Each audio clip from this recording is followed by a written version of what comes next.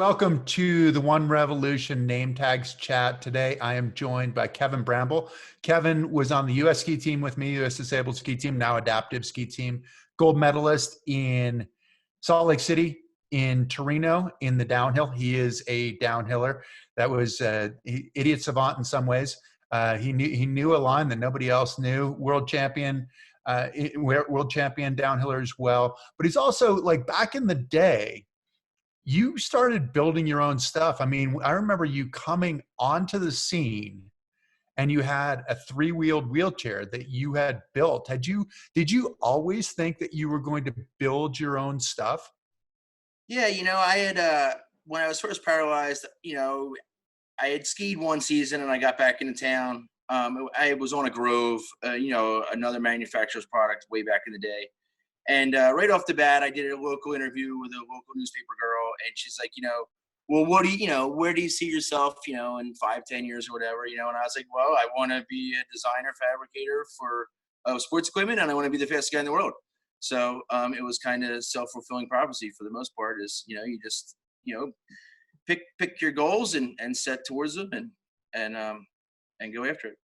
How did you end up in a wheelchair? You were a snowboarder, right? Yeah, I had broken my with me and a couple of buddies were hiking out of bounds backcountry around Heavenly, 1994. Impetuous 21-year-old, and I went off of a cliff and grabbed some rocks and got pitched over the falls and scorpion and broke my back. And it was 19 months in a body cast, rehab and surgeries, and the ropes. That's the way that one worked. Were you always into fabrication? Did you do that as a kid too?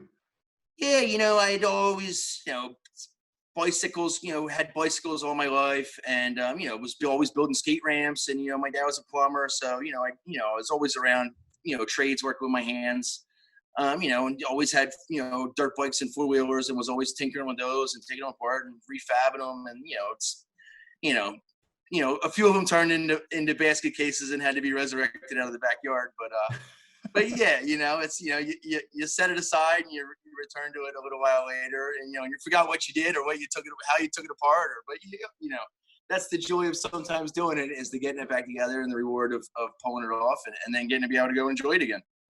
So you started skiing, you started monoskiing, and so now you make monoskis, you have a skateboard, you have an off-road, a downhill mountain bike. Is that what it is effectively? Yeah, yeah. I mean, it's a little bit more than electric assist. I mean, it's more full blown electric powered.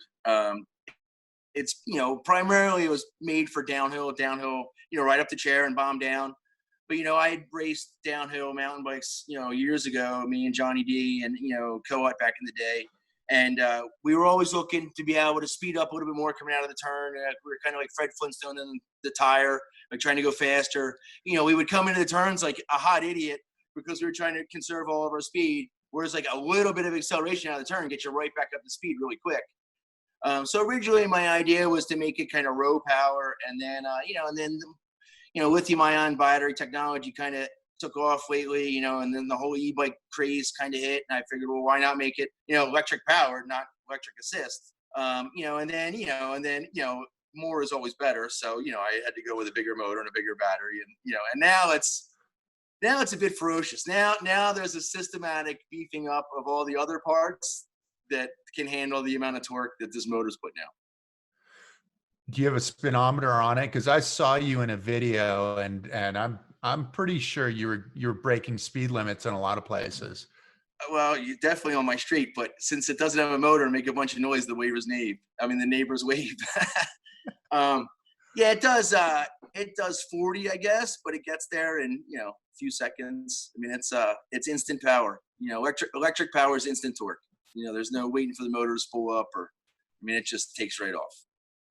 So is there a philosophy behind this? I mean, watching you run downhill, I did give you the idiot savant moniker, but at the same time, I mean, you had a sense of line, and you're running something that was different than everybody else. Did you have a philosophy as an athlete, and is that something that carries over into what you're doing manufacturing wise? Well, that as well, but like in the downhill sense, I came from snowboarding, which is more about like the pure carve and always being on edge and never really giving up the tail. And that's kind of how I rode downhill was, I refused to let the tail up and and find direction through any bit of skid. So, so sometimes I'd be, closing my eyes at the outside panel because just terrified of not being in the right place at the right time. But as long as you didn't let up your tail, it tended up to be, even though I was traveling further and going a longer distance, I was able to maintain my speed. So, that's kind of how the downhill, my ideology in downhill went. But, growing up as a kid, I always had the biggest, fastest quad and, just tried to go the biggest and hardest on a skateboard. And, so it's just, I wasn't necessarily always the most athletically talented. But I think the lack of fear of hitting the ground helped me to strive further and excel and achieve what I have, I guess. There's another term in there that I was going to use, but it's a family show. Yeah, I thought the lack of hitting the ground was better said than the other moniker that some use. Fair enough. So, but looking at that, is there a reason why you felt like you always had to go bigger, go faster, or is it just something that you just wanted to? Not to get heavy, but I had an older brother that was a charger, and he liked to go big, and and he passed away when I was young. So I'd always heard stories from his buddies about how much he was, a crazy man. So I just kind of wanted to emulate and make him proud. So you were living up to the legend, to the ghost in some ways, right? Yep, you got it pretty much. Yeah. Chasing the ghost. And I haven't been able to shake that ghost all these years later now. So. Really? Yeah. Yeah, that was almost 40 years ago. So. Wow. And the thing is, I mean, you are getting to be, you said you're 48 years old or going to be 48 years old? I'll be 48 in September. Yeah, in about a month. Yep. Okay.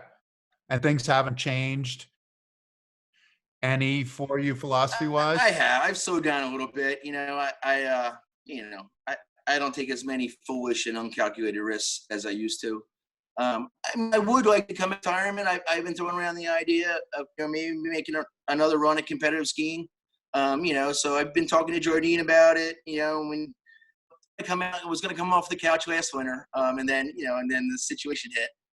So I think this winter, and it's good to be out there and promote my products and be on the scene and travel around and take some demo skis out while I'm at the races. And we're all in the same biz kind of for the most part. So, wherever I'm at, I'm going to be around people that are doing what I love to do and build and let them get a chance to go out and experience the joy that I've experienced from, riding different fun things down the mountain. Why build your own stuff? Do you think you can do it better than anybody else? Is there something you're looking for that nobody's doing? What's the idea behind that? Well, so originally I had owned my Grove sit ski, and I had a Grove downhill mountain bike, and every day I rode it, I bent it or broke it. And I was like, I'm just going to sell this thing and buy a TIG welder and a CAD program and start building my own bicycle. Well, then, I bought the welder and I had the CAD program, and then my Sitsy broke, and I was like, well, I think I could build something better anyway. And, I would like to think that, I rode it to a couple Olympic gold medals, Paralympic gold medals. So I would like to think that I was successful in doing what I set out to do, and is to build a better mousetrap. And then it's just progressed from there. I wanted this, so I built, I wanted this for myself, so then I would build it for myself. And then, and then it would, as a business, it was good business to try to, have it be a production product that I could, pass on to others. And you maintain some of the engineering, some of the geometry, at least initially, from the Grove. Something that and part of that is a skiing preference too, right? Is that this is the way that you're comfortable. You figured out the geometry that fits what you want to do skiing wise. Where did you make your jumps? What were the technological jumps? Was it in construction? Was it in shock? What did you try to do? What did you need to do? Well, originally, the big leap from the Grove to the original KBG was I made it a trapezoid, so I changed a bit of the suspension geometry. I added some travel, and I made it kind of dump off, so that the seat wasn't going parallel to the ground as the shock was compressing. It was the butt was kind of dumping off a little bit, so my butt was traveling more than my feet were. So that way they kept my feet up, so they weren't digging into the paddle. They weren't, I wasn't footing out on the steeper, side angle of the slope. So I think that was originally, and just beefier, stronger, kind of overbuilt. I think that was originally kind of the design philosophy that I had back then, as basically a budding kind of designer engineer guy. Now, my skis have come a long way from there. Now they're weldless, anodized, modern pivots and bearings, and highly adjustable and lightweight, couple of different kinds of shock geometries. And now I like to just bolt stuff together. I mean, the less welding and bleeding and cutting and sewing I have to do, the better. So I'd rather have the machinist make the part, and then I pull it out of a box and I bolt. I design it all from scratch in the computer, but it's nice to have the machinist make the part and I bolt it together. The shop work gets, as you get older, who wants to bleed? Well, it begs the question, where's the engineering experience coming from? Are you a garage engineer? Have you gone back? Have you studied engineering? Where do you get the knowledge that's allowing you to build this stuff? Yeah, I was always a math guy growing up in high school. I prided myself on taking taking math as far as I could go in high school. Pre-calc and all that stuff, algebra 3 trig, geometry, all that. And then, and then when I got out of high school, I moved to Tahoe, and my whole entire purpose of moving to California was to get into the California school system and go to school for free. And I wanted to become an engineer. And then I broke my back, and then I started sit skiing, and then, so then I was living in Truckee, and I was going down to UNR and TMCC and taking some classes, and I was working towards an engineering degree. But basically, the DVR, Department of Vocational Rehab, was paying my way. So they wanted me to take GE classes before I got into the engineering stuff, to get my feet wet and all that. And then Salt Lake hit, and I kind of started to devote my time more to the skiing, and then I started, business picked up, and I started doing well with that. And then the real savvy engineer part of it has all just come from, painting over, understanding, and taking my time, and and the numbers, and figuring it all out for myself. Doing my research, doing your due diligence, studying materials, studying bearing sizes and load capacities, and that's kind of the way that my brain works. But no, I don't have any necessarily formal engineering experience. I would like to think that over the years I've learned how to become an efficient engineer, but no, not from any formal training. Cool. Well, that's an interesting way to approach it, right? And it seems like, looking at some of what's happened in the industry, like I mean, I race wheelchairs as well. And a couple of weeks ago, we had on a guy who started back in the 70s, and looking at what those guys did, taking a hospital wheelchair and effectively like souping up a hospital wheelchair and sagging the upholstery so that they could sit a little bit lower and get their knees up a little bit higher, and then putting on new push rings and stuff like that. In a lot of ways, it's the way that a lot of these things have happened, and we don't have a huge market, right? I mean, looking You're at, right. Yeah. I mean, the adaptive sports, there's not, it's not going to compare with a mountain bike market or a road bike market or motorcycle market or any of these things. It's a smaller group. And so we have to find ways to continue to push the envelope of what the equipment can do. Because we have a sense, I mean, you had a sense of what you wanted to do. And do you feel like you've approached what you wanted to do, or is there still, are you coming, are the graphs, are the lines going away as you get older, trying to figure out, is there still going to be that intersection of where the technology meets your ability to actually do what you want to do? Lately I've been throwing around the idea of, like you had said, the disabled market, it's just such a small niche market. Maybe trying to think of something that applies to the masses. Um, you know, with that being said, uh, the masses are also full of a bunch of idiots that are going to do inappropriate stuff on something that I may build. So there's some liability there that I might not want to incur, but you know, so you know what I mean? Like, people are going to use it for unintended uses, which concerns me.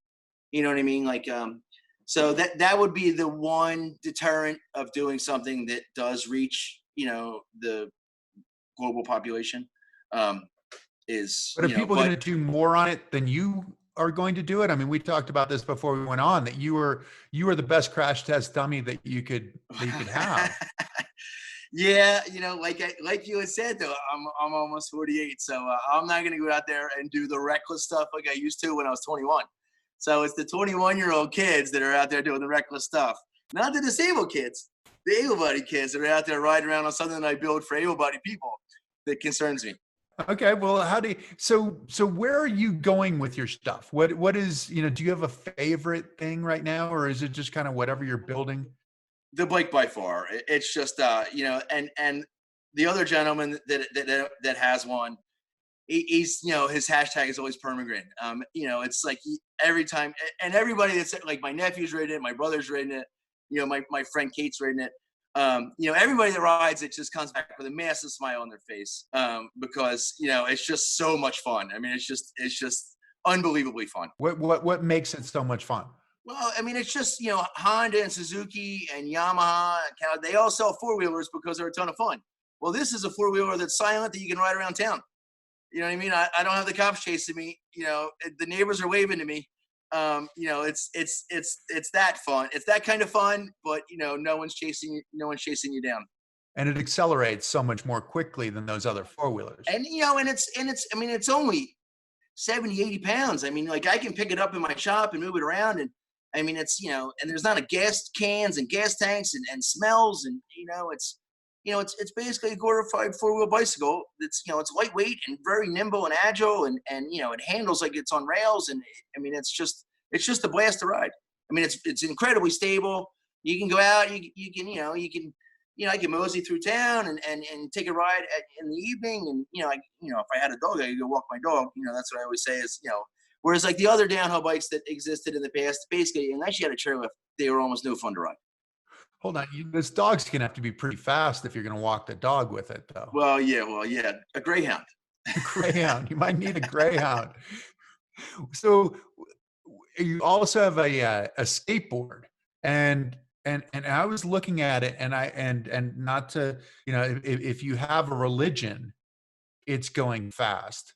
And I watched this video that you posted on your skateboard, and I was concerned that you might have lost your religion, because I saw this little move that you made in between these two trash cans, and it looked surprisingly like a slalom move. And I don't know what happened to you. Do you feel like, are you getting that much older that you're now actually making turns? Well, I had originally put this surf skate truck on it so I could go ride the park, and it gets the high speed wobble really, really fast. So I think I might pull that off and do away with the high speed wobble in the surf skate truck and just go back to the boosted board truck, so that way it can go fast. Because really all those turns are exhausting. I want the wind in my hair, and I don't want to work for anything. So I don't want to work at my turns. I want the motor between the wheels do the work. And there's a motor on that one too, on the skateboard. Yeah. Yep. Yeah. That's dual rear wheel drive. Yeah. Belt driven. Yeah. So I just adapted electric skateboard technology. I had a single pivot frame, I made for one of our other fellow competitors, years ago. And then, that design kind of just sat on the shelf. It was for snow skiing. And then I was like, I think that frame would actually work really well on a skateboard if my feet were just down on the board. So then, I kind of married that frame over to the skateboard, and it's a blast. It's a ton of fun to ride. I'd ride it more if I didn't have a stone driveway. If I could just shoot out of the yard on the skate, I'd probably ride it, quite a bit more, but, loading it up and taking it somewhere and, digging it out of the car. And, it's just like skiing, I mean, like I used to love to just leave my sit ski down at the base of the Funatel.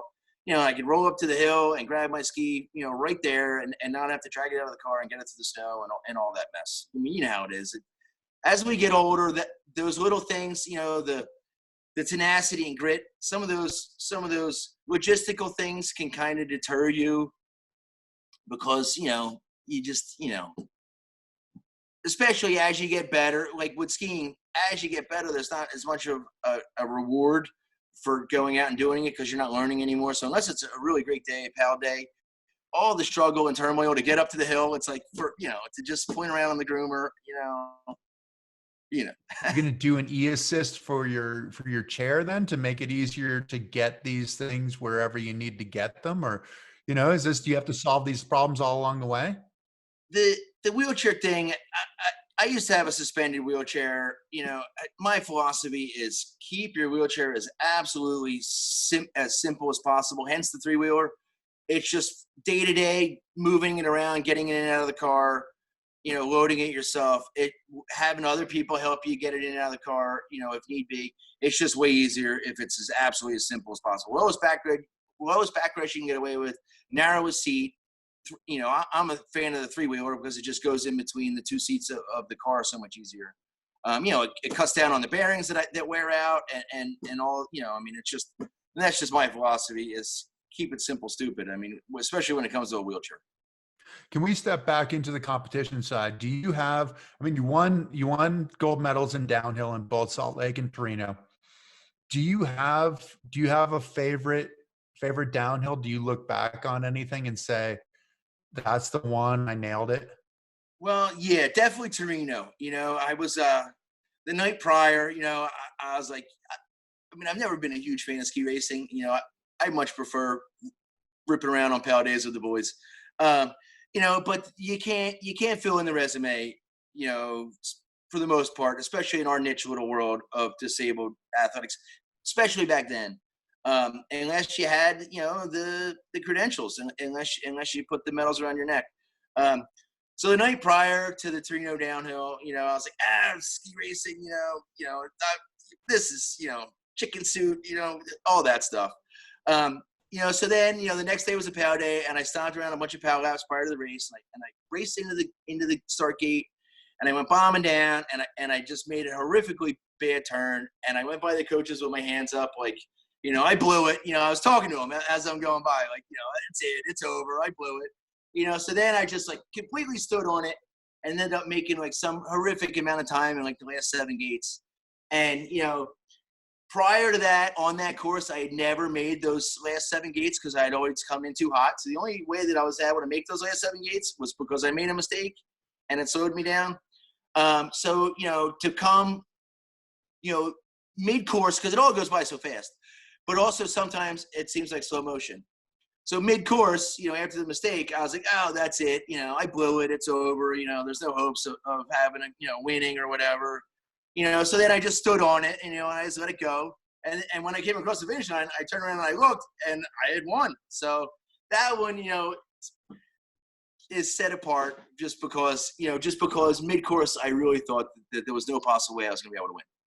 Now, you also, before that race, because you guys had raced there the year before, and you told me that there was a spot that really caught your attention, because this is, you said the mentality of you're always going to go bigger, you're going to throw it down more than anybody. But there was one jump where you came through, and it was one of those jumps where all you see is just the valley below you. You don't know, like, you get that sense of I'm going to fly for like a half a mile and land in the valley. And you said that caught your attention, though. Is that something it did. that A couple of times, like especially in training, I would come into that like air braking, like like riggers out, like not trying to tuck off of it, like would be my normal mentality back in the day. Is I would go into it like air braking, sometimes believe it or not, skiing smart it's never really been my forte, but sometimes there's unnecessary risks that don't need to be taken because you can make up time in other places. So you decided to kind of scale it back a little bit, Yeah, right. going off that jump. Oh, yeah, Okay. that was the drop right after Aquamina Rally, which is where I had made the mistake on that day of the downhill in Torino Paralympics. So I really didn't even have to concern myself about slowing down to go off that jump because I was crawling right there as it was anyway because I made the mistake right prior to that. So that particular run, I didn't have to worry about it. That And is then and funny. then Now, after that, I stood on it, and and there was a big right footer that put you up a wall, and then there was like a couple more gates, and typically all the runs prior to that, I don't think I ever made it through that section. really, so this was kind of fated in some ways that a higher force was getting in your way and preventing you from getting in your own way. Well, I should have just been dragging a break all along, and then maybe I would have finished more races. Hey, I mean, it seems like it worked out okay. That's a It did, great yeah. segue though into the X Games, right? As well, because the X Games was right up your alley. I mean, for you, you were one of the first guys to go big in the park, one of the first guys to actually do rails, to like slide rails in your monoski and stuff like that, which I'm like, there's no way I want to do that. That feels like it's going to end really super badly for me. It's not But pleasant sometimes. I would imagine it's not pleasant. It gets you up a little bit higher and then stops you and you get that high side fall that you got when you were first learning, but Right on your ribs. Oh yeah. from Yeah. a higher point, which is even better. So with the X Games, when did you first do the X Games, and did you think, okay, now like this is for real, like this is who I am? Well, so for a lot of years prior to us going there and doing the first sit skier across event, I had been in the ears of some of our mutual friends that are higher ups in the ESPN world. And I just kept beating them up and beating them up year after year after year. When are we going to have monoskier cross? When are we going to have monoskier cross? And then finally it Hold on, happened. can you describe what monoskier cross is? Because there are a lot of people who might not know what this is. So monoskier cross is skier cross or snowboard cross. Basically, it's a motocross course that's gravity driven. So it's a motocross course on snow downhill. You start in the start gate, 4 guys, 6 guys, all elbow to elbow, rubbing, racing. Out of the start gate, just kind of Chinese downhill. Jumps, berms, turns, twists. Whoops. Basically a motocross course on snow. Yeah. Okay. Okay. Yeah. Which sounds like it's completely up your alley. I mean, the idea of like, because you were a BMX guy as a kid and stuff Yep. like that Yeah. too, BMX, right? dirt bikes. Yeah. Yeah. Yeah, growing up, yeah. I mean, that was my first endeavor into this whole, adrenaline fueled, sports career was starting out BMX, and then getting into skating, and then 4-wheelers, and then mountain biking right prior to my injury, snowboarding, skiing, yeah. And so the gate drops and 4 of you are on the course, 4 monoskiers are on the course. And for me, looking at you, I think this is absolutely made for you. This is perfect for you. Is that what you were Well, thinking too? well, yeah, until my ski broke or my binding broke or or yeah. Typically I think that's the way, or I look over my shoulder to see how far back somebody's behind me and I clip a gate. I mean, it was just one year after another of some, never my sit ski. My sit ski was never the problem. It was the snow ski or the binding. It's we're just going too big, Which going might have too been, big. yeah, there might have been a compliment, right? I mean, the ski can only handle so much. And Yes. so tactically approaching the course and knowing where you're going to jump to and land Well, nicely. there with that, it's kind of like motocross in the same sense is basically either go big or don't go. So like you don't want to, either you want to single the jumps and you don't want to come up short when the jumps are that big.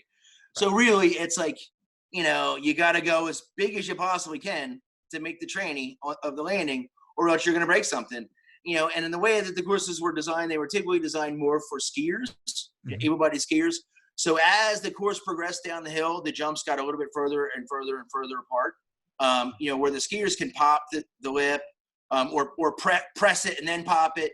Whereas us, we're just committed. We're just basically committed to whatever trajectory You're just flying. we take. Yeah. And as the distances get further, as the speeds increase down the hill, sometimes it just wasn't physically possible for us to make the doubles. Make the next training, and that cost me quite a few years. Pain and punishment and bleeding spleens and trips to the hospital. But one of the coolest things about it was, the coolest thing about the X Games in the monoskier sense was that it was the same course for the skiers, for the snowboarders. And in some ways it wasn't the exact same course, but like the snowmobiles were doing something really very similar as well on a separate course. But it was a cool environment because everybody's just, it's not necessarily like you're a separate sport. That was the first time when I watched that, and I grabbed the microphone and I talked about you guys doing, because I was never good in the air. That was not, I like to turn. The air was not a good thing for me. So the microphone seemed like a better idea. But watching it, that was the cool part, was that there was no sense of any difference as an athlete. It just happened to be that you were using a different vehicle. I never saw any of the skiers come and jump into the monoski, which I wouldn't put it past some of those guys. They might have thought about it. There are a few of the guys who'd be like, yeah, I'll do that. Like, let's get in and race. Let's figure it out. But that to me was one of the cool parts. And I'd imagine as an athlete, one of the cool parts. But some of the differences, I thought the hardest part of the course, and tell me if I'm wrong on this, was actually the whoop-de-doos for you guys.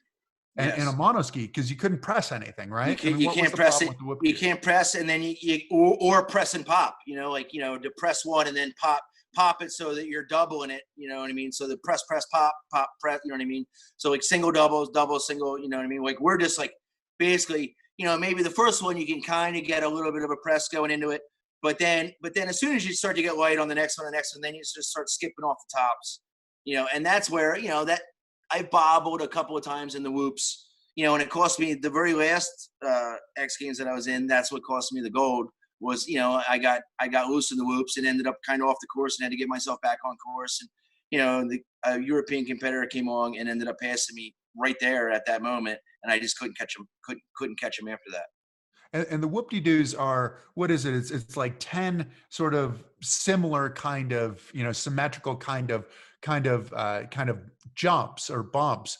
But what happens with the skiers is they can go and suck these things up. They have a little bit more travel with their legs, so they can keep their skis on the ground, or they can pop and go to the backside of another one. Whereas in a monoski, you only have so much travel.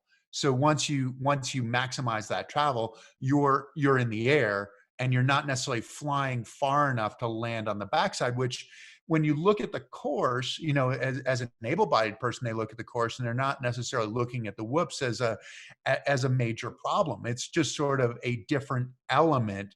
Whereas for the monoskis, they decide whether they want to press them all or do like a press pop, where, like one year we did have an X Games where they were just about the right distance where we could actually double it. Like we could jump the one and then get not just be jumping the single, but we could be doubling and landing on the back of the next one. You know what I mean? And then jump the next one and land on the back of the next one. But that is a very specific like gait, cadence to the rhythm section. And basically that's not, the courses were never actually necessarily made for us monoskiers. They weren't designed for Whereas monoski. if we were to have a monoski specific kind of skier cross, we could approach the course designers to make the whoop section more of like a rhythm section where we're doubling, maybe have like, 8 jumps, but we're doubling all of them rather than skipping off the one and casing the face of the next one. Kind of like the way that we would do it at X Games, because it wasn't really, designed for us. It didn't fit. It didn't fit the capabilities of the thing, and but you've seen now. So in Sochi, the snowboarders actually got into border cross. So these are the amputees, the able-bodied snowboarder, not the able-bodied, but the amputee snowboarders in the Paralympics got a parallel slalom, and then they also got a border cross. And you were saying that you'd love to see the monoskis get into that as well. I think so. I mean, we were kind of the granddaddies of the adaptive adaptive skier cross, monoskier cross. We had been doing it, what, 13 years with a couple years in between that they didn't have it. But so, 15 years we did it. I would, yeah, I think the Paralympics could use more, especially it's kind of spectator worthy. I mean, there's some carnage, and it's fun to watch. I mean, because typically the races are close, and you got a couple people on course at the same time, and it's very spectator friendly. You could have a big finish line jump, and a lot of times it's one right there, won or lost right there. I think I think it would be good for the sport. What's the anxiety like with this? I mean, I've watched this from the bottom, and you're talking about that last jump, and the last jump is a big jump. I mean, you're what? You're 20 feet off the ground, And more yes, 30 feet off the 60 ground. foot, 60-foot table. Yeah, something like that. 60 Yeah, foot and distance to travel. you're flying 60, 80 feet to get to the downside of this. And there's so many of the monoskier cross or monoskier X that finished where it's a matter of how quickly you're tumbling after Yeah, you've yeah. Oh yeah. fallen and lost your ski, which happens in able-bodied skier cross, happens in border cross as well. I mean, it's the finish line is the finish line, and it doesn't matter how you get across it. But you're playing for keeps then. You're playing for keeps, and you're taking chances that you wouldn't take otherwise, because somebody's on your right side, somebody's on your left side, and you think, okay, well, this is my only choice. I've just got to hit this and hit it hard and hope for the best. What's the anxiety like? Are you thinking, I mean, like, as you're approaching the games, as you're approaching the start, what are you feeling? What's going through your mind? I tell you, the most anxiety that I would have is when because it wasn't necessarily really designed. The course wasn't designed or developed for us monoskiers. And I was kind of in the position to, maybe try to lend some expertise to some of the higher ups that make the decisions. What gave me anxiety was the jumps not being too big, but just not maybe monoski friendly. And we would either go too far, too long, or we'd come up too short. And I would hear a noise in my head, like you land so hard and your bottom you're shocked so much that you hear this doing in your head. And basically, I asked the doctors, like, when I land really hard and I can rest my shot, and he's like, yeah, you're knocking your skull against the side of, you're knocking your brain against the side of your skull. Basically, it's a concussion. Sure, you might be skiing out of it, but it's not healthy.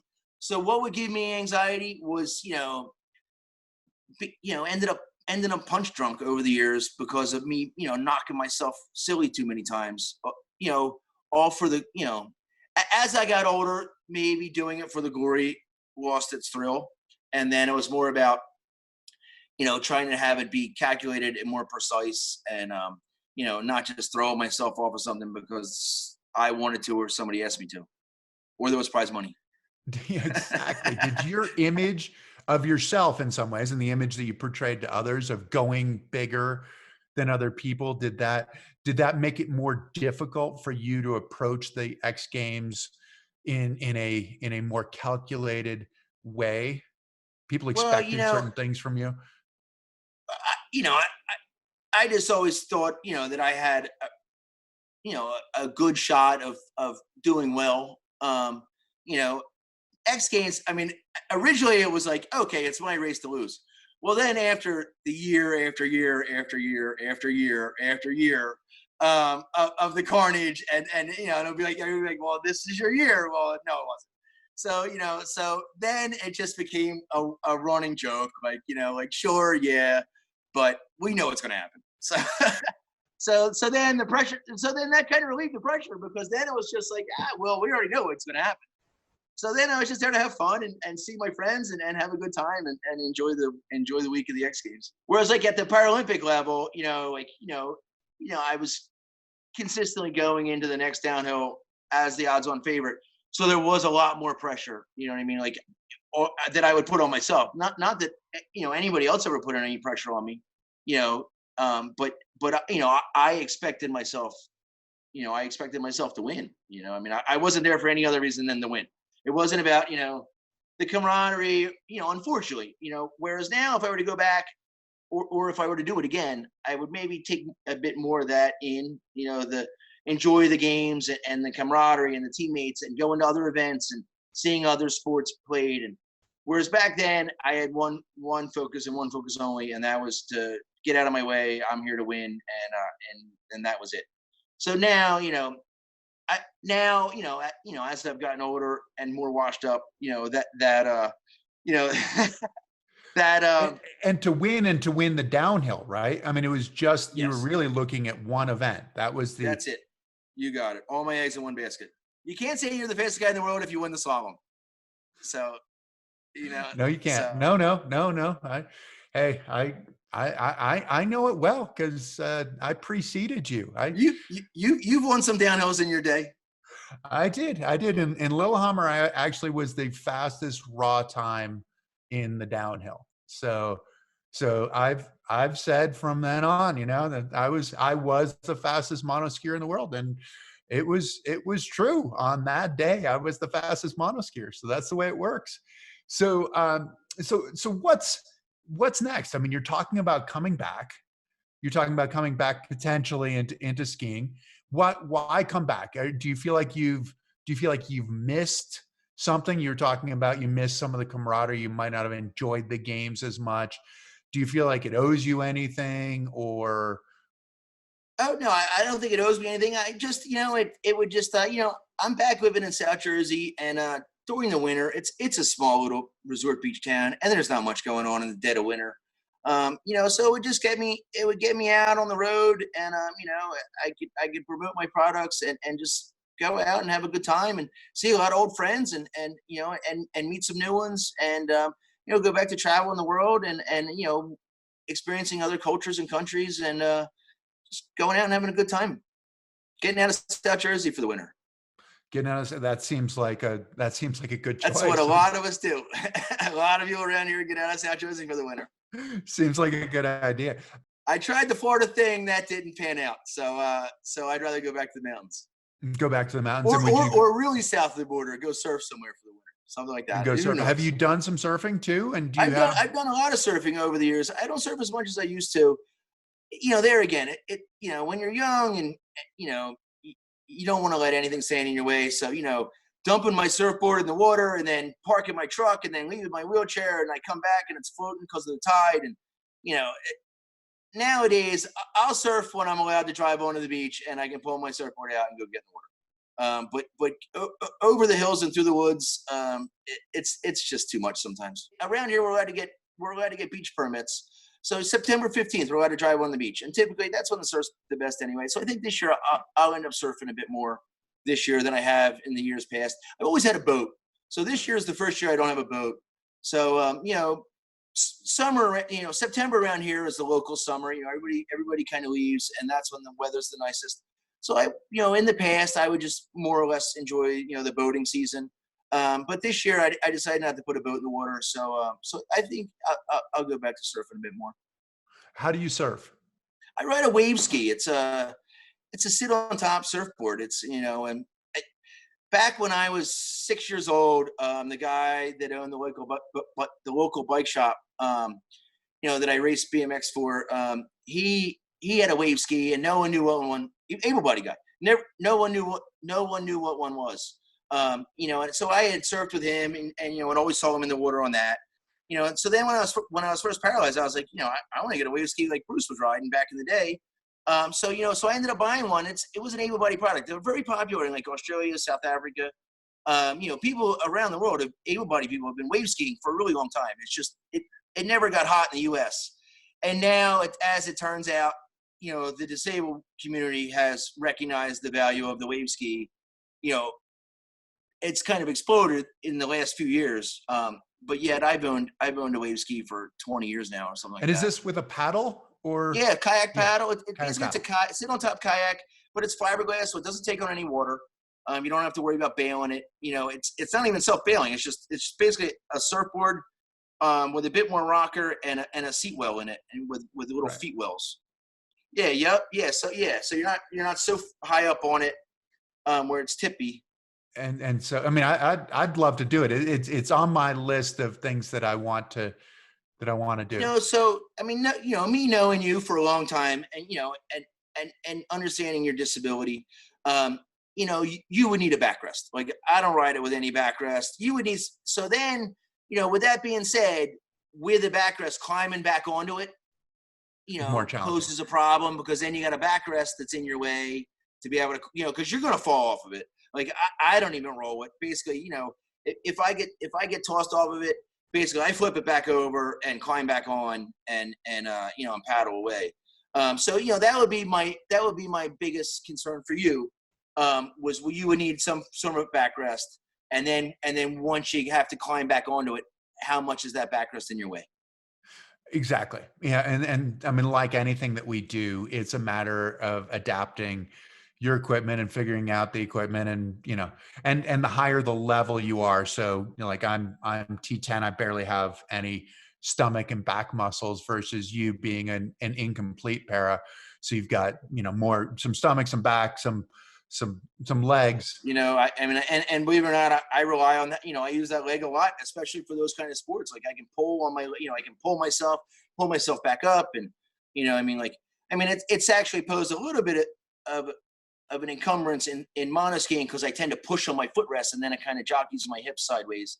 But that's just me, complaining. That's just me whining. You're not going to get any sympathy here. I don't I, know I know. if know that's where what you're this is looking going. for, Yeah, but it's right. not. But it's not happening. But You're right. but no. But that's the cool part. And it seems like from the beginning you've been adapting and trying to figure out how to get into sports. What would you say to somebody who's new? And you probably have had these conversations as well.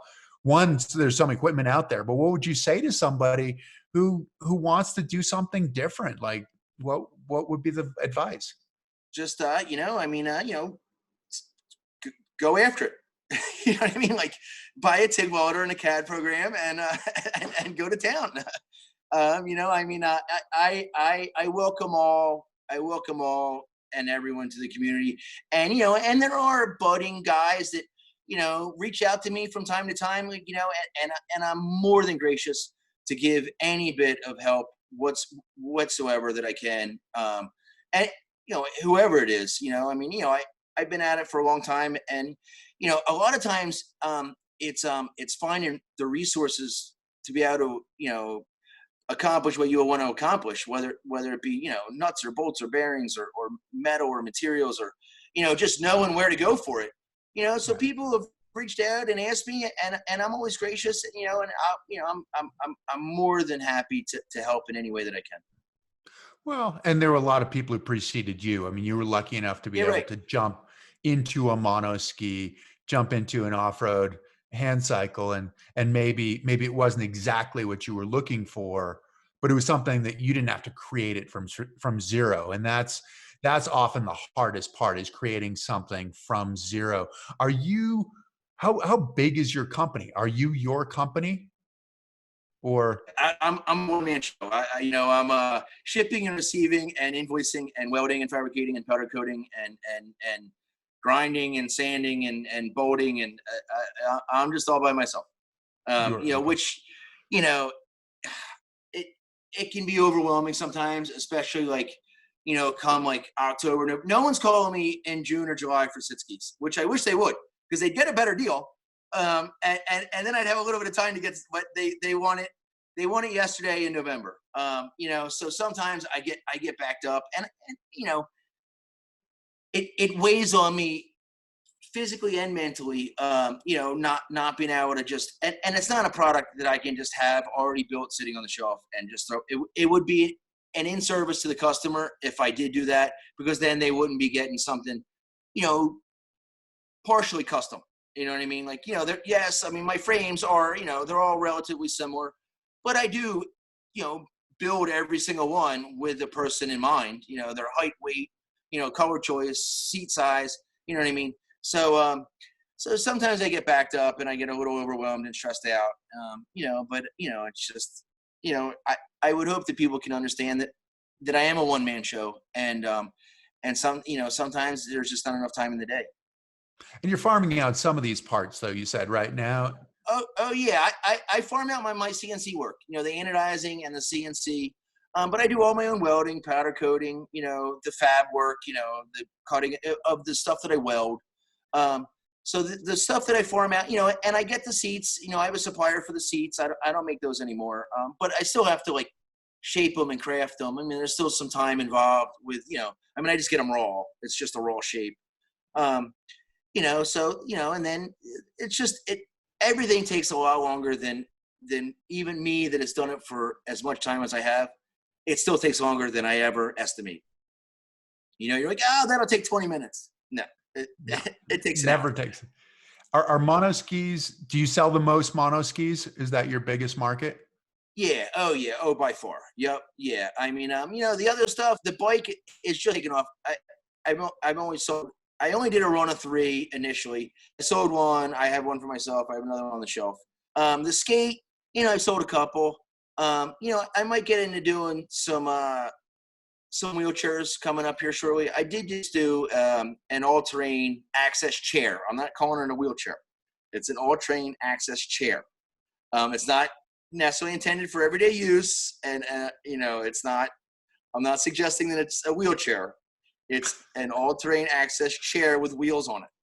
Well, this has some serious intrigue now. Is there some place, like some secret place on your website that we can go to see this chair that's not a wheelchair? It's not on my website. It is on my Facebook. It's called The Attack. It kind of did things differently. It's basically a welder's design. It uses parallel composite frame rails. It cuts down on the hands-on workload. It's kind of more of a bolt together wheelchair than it is like a custom. But there's a lot of adjustments, so you can customize it for yourself. Height, width. It's got a ton of adjustment in it. That way people can pull it out of the box and they say, and I know, people with wheelchairs, like, you fill out the form. I mean, I've only ever bought one wheelchair in my life. The 27 years I've been paralyzed, I've always built my own. But I know, I'll even draw it and I'll make a new one. And I think all the numbers were identical. And then when I sit in it, I'm like, well, this feels a little different and that feels a little different. Little numbers make a big difference. And even though you think that you got it all as exactly as it was the last time, there's always little tweaks. Whereas this Attack, it's got enough of adjustment that if you get in it and you say, well, I wish it was like this, it has the ability to be that. And that's kind of the way that the mantra that I've taken with my sit skis is there's so much adjustment in it. It's like, well, I wish I could just have my feet up a little bit. Well, you can. Or I wish I had my feet on a different angle. You can. I wish my seat was a little, further up or down or in or out, and figuring out how to have that adjustment, but also have it be bulletproof, not have the adjustment be a weak link.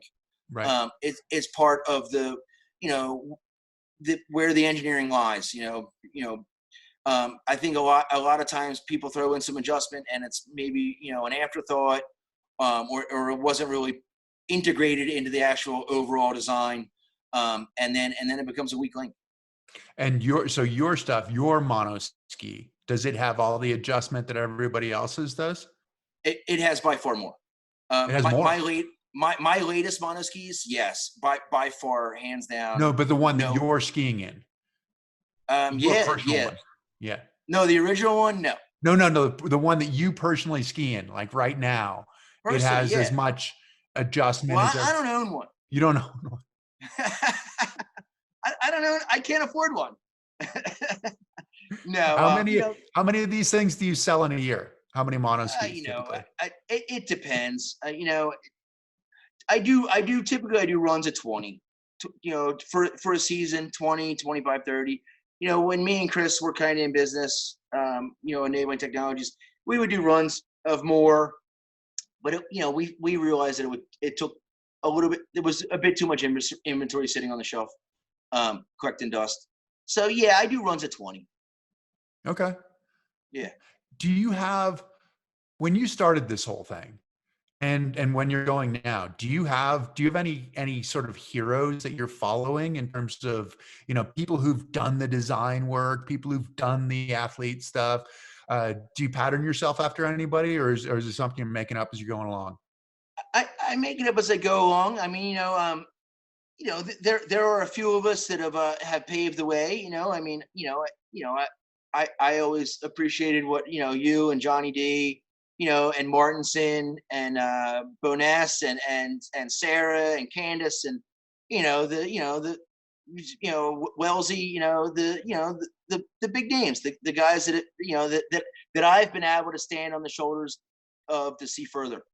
I've always admired all the guys that have pushed the boundaries prior to me coming along. But not even across industry or anything, like looking at the mountain Oh biking yeah, I industry, mean, or some of the other guys, some of the Tony Hawk and Matt Hoffman, got guys that have changed the face of their respective sport, that have been Laird Hamilton, pioneers, thinking a little bit outside the box, maybe not just being better at the sport that they've been doing, but thinking a little bit more outside the box, and and being innovators and developers of new and progressive equipment. Like recently, I just bought an able-bodied downhill mountain bike that I'm going to convert into a bucket bike, because I think that might be one of my next endeavors. And I'm coming after Doug.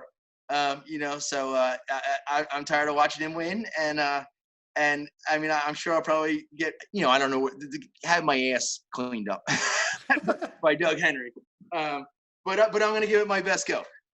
But I mean, that's an interesting thing. I talked to a buddy of mine out in Vancouver, a guy I race wheelchairs with, Kelly Smith, who is riding a regular. He's an incomplete para, so he has some quad, and he got back on a mountain bike and was doing downhill mountain bike, but also he's doing cross country mountain biking as well now. So he's got an assist on it, and he can pedal a bit. He said he can pedal across the flats to a certain extent, but anytime it starts tipping up, he can't keep up with it. But it also, he said, it's exhausting even with the assist, because it'll tend to like plow. It'll go straight. It'll pop a wheelie when he wants to turn it. And so you've got to control all of these things and be thinking, 10 steps ahead of where you are, because then you also don't have the ability to change that quickly, but then you don't have the ability to jump off of the bike. You're right As well. So you're committed. I mean, you are committed when you're in this thing.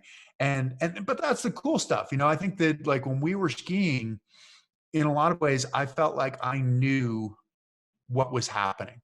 Like, I knew everybody, like within a range. One of us might do something that was a little bit crazy or something like that, but we kind of knew who it was. And now I look on social media and I see some of this stuff and I go, whoa, like, that's something I hadn't even conceived of. Have you had any of that, any of those moments in skiing where you've looked at some of the monoskiers and gone, that's blown my mind?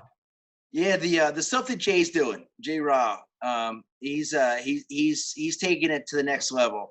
The huck and big and the skiing deep pow, I feel as though I had been doing that at school for a long time.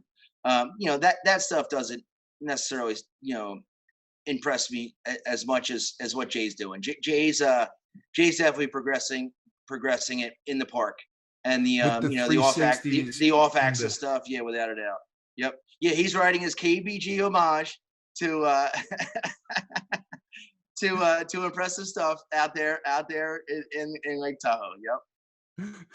That's impressive. I saw one for him, and a video of his, and literally, just went in and did sort of the off access, like helicopter kind of thing, and then went and did a flip off the next one. Yeah. And it. Yeah, that's it. Yeah, that's some commitment, and it was off the big booters. It wasn't off of the kiddie jumps. There's just not enough time in the air to be able to pull those kind of rotations off the kiddie jumps. So that's some impressive stuff. Well, it looked simple, and I think that's the he makes it look easy. That's the beauty of someone has that kind of talent, is they can make it look easy. Well, there's a lot of work that goes into making it look simple. It looks simple, and it looks like, yeah, everybody should do that. That doesn't look that hard. Oh yeah, you just throw yourself off and do a little flipsy spinny thing, and yeah, right.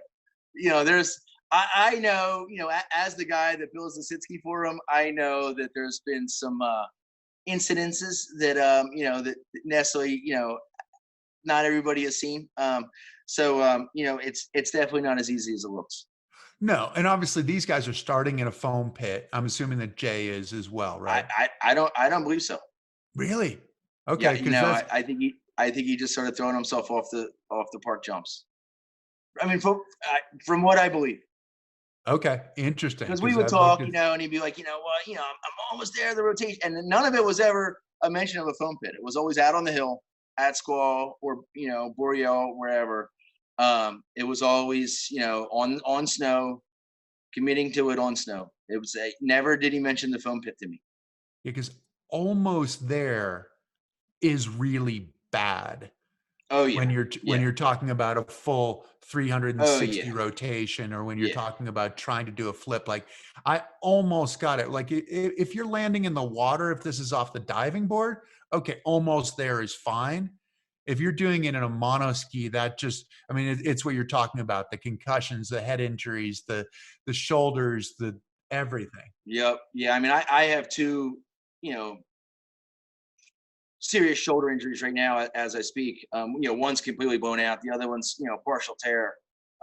It's shoulders are what concern me the most. I did have my shoulder repaired 2 or 3 years ago, and it was potentially two of the worst months of my life. I mean, I was stuck in a recliner. I mean, I couldn't get up to use the bathroom. I had to have somebody feed me, and I got a 20-foot garden hose that I hooked up to my shower. I go out on my deck and shower. I couldn't get in my shower.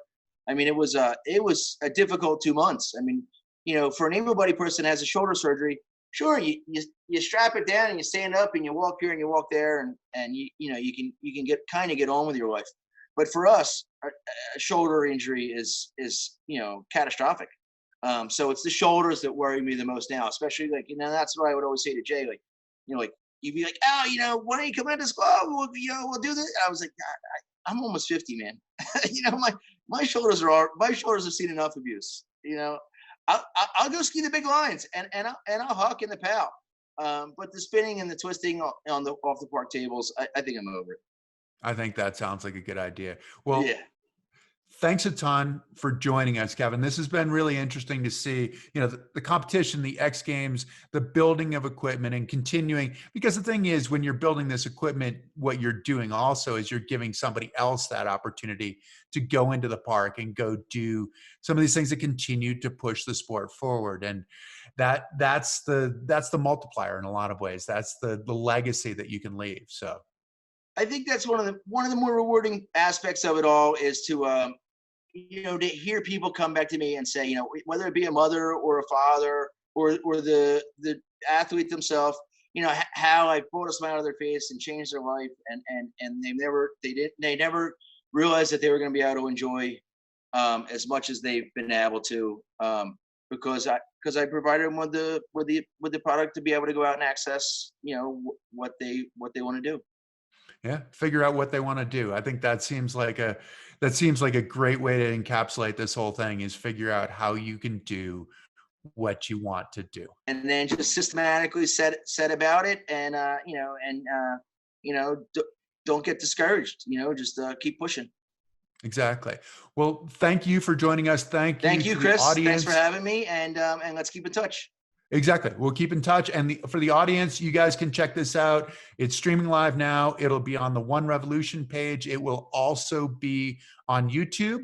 So you can check it out on the One Revolution channel on YouTube. So please do it. Tell your friends. And if any of the schools are interested in a name tags presentation, please reach out to us, and we will do our best under the restraint that we have going on right now to reach your kids, and hopefully continue, as Kevin said, to find a way to give people an opportunity to stand on the shoulders of those who went before to go do something way more. So thank you all for joining. Thanks, Kevin. Stay safe and keep building some great stuff. Take care.